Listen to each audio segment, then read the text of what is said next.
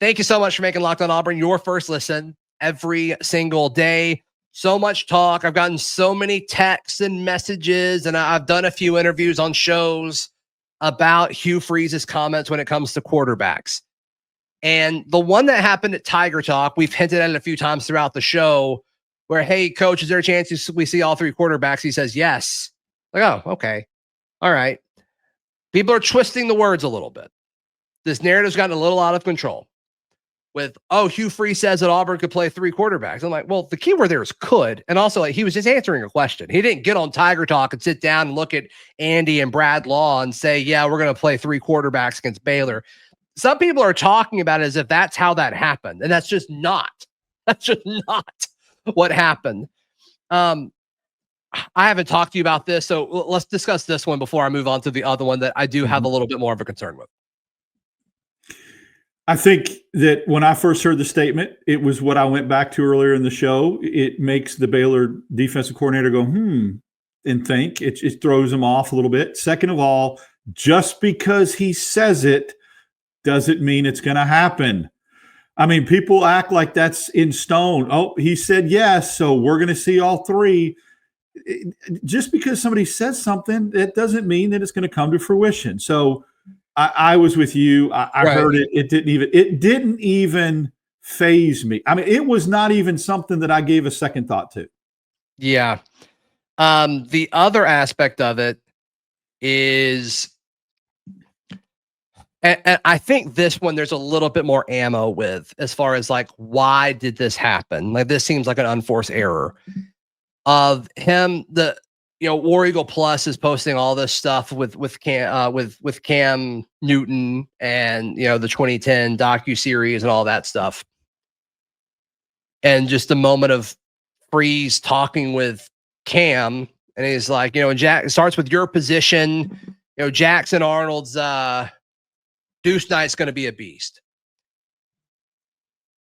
And I don't think Hugh meant anything by that. I don't think. And there's a lot of people doing reaction videos to that and all that. But it's like, if you are over Auburn's digital, you have to know that that's gonna happen. And like, if you want to keep that in the docuseries, I'm fine. That shouldn't just be posted.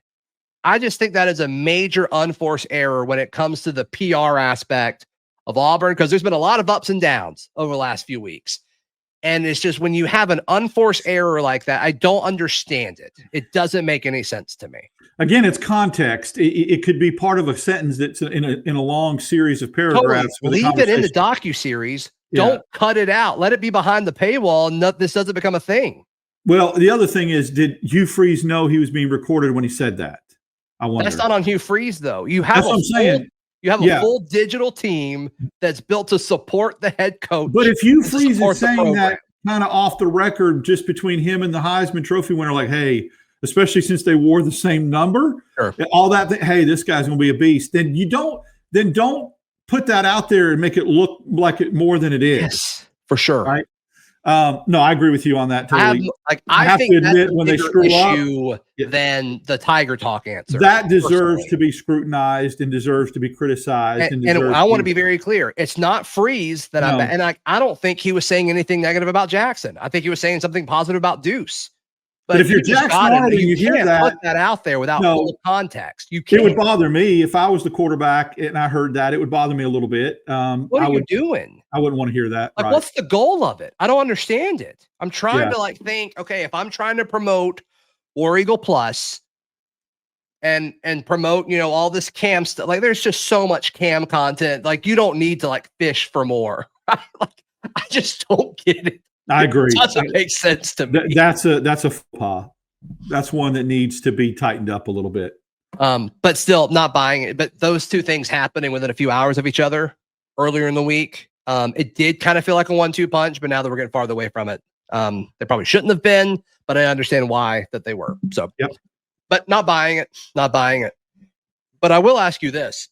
Mm-hmm. Let's take out mop-up duty. Let's assume, because I do think there's a reality that, one team separates from the other and you see other quarterbacks in. If you're Auburn, you hope that you do see all three quarterbacks and it's in mop-up duty, right? That'd be a dream. But outside, let's assume no injuries and no beatdowns, right? How many quarterbacks take a snap for Auburn? And I want to say quarterbacks. I'm not talking about a wildcat situation where you send it to Damari or Singleton or something like that. Quarterbacks. How many Auburn quarterbacks play against Baylor? One. I agree. And his name is Jackson Arnold. That's Absolutely. Absolutely. One. He's got the legs and the ability if you want to use the running game inside the 10. Now, through the course of the season, if there's wear and tear, but right now on the road with as big of a game as this is, Zach, one quarterback. You ride QB1 all the way through the game.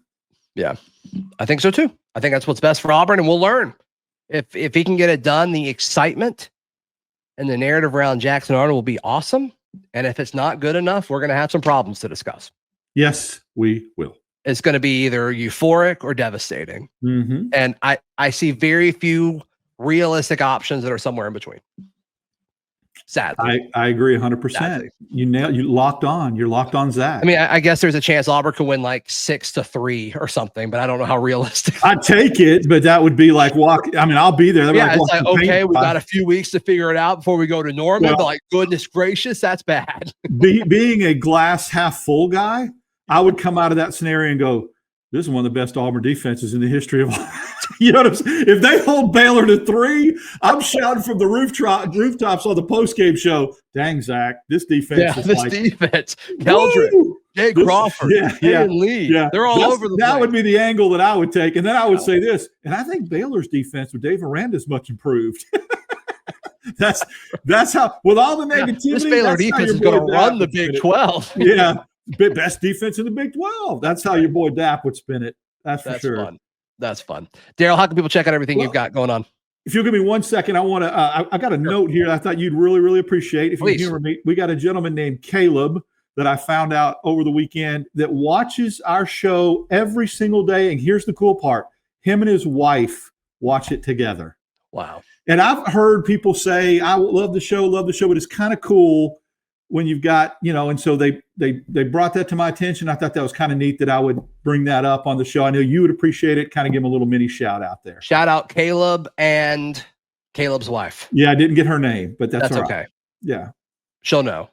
She'll know who she is. Yes. And they'll hopefully watch this together. Very cool. Yes. Please like the video. Please subscribe, and we'll see you next time. This has been Locked On Auburn.